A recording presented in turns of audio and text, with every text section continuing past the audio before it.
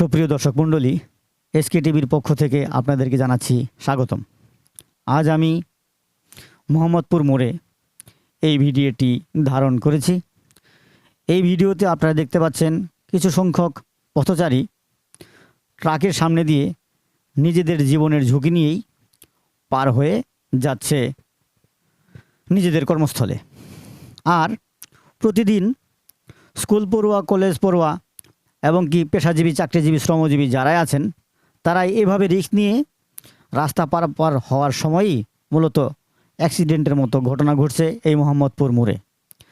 আমি স্থানীয় কয়েকজন বাসিন্দা এবং দোকানদারদের সাথে কথা বলার সময় ওনারা ভিডিওতে আসতে না চাইলে তাদের কথা এবং মনের দাবি, এবং তারা এটাও চিন্তা করে যে এখানে যদি একটি ফ্লাইওভার হয়ে যায় তাহলে হয়তোবা এখানে অ্যাক্সিডেন্টের মতো যে ঘটনা প্রতিদিন ঘটছে তা আর ঘটবে না। আরও কয়েকজন বাসিন্দার সাথে কথা বললে তারা বলেন যে আমাদের স্কুল বা কলেজে পড়ুয়া যে ছেলেপুলেরা আছে অনেকেই অ্যাক্সিডেন্টের মতো ঘটনা ঘটছে। মূলত এখানে একটি ফ্লাইওভার নয়, মোহাম্মদপুরের মতো এমন একটি জনবহুল এবং বড় একটি মোড়, যা কিনা চার পাঁচটা রাস্তার মোড়। এখানে যেন কয়েকটি ফ্লাইওভার সরকারের পক্ষ থেকে করে দেওয়া হয়। এসকে টিভির পক্ষ থেকে আমি তাদের কাছে গেলে তারা এই আশায় ব্যক্ত করেন।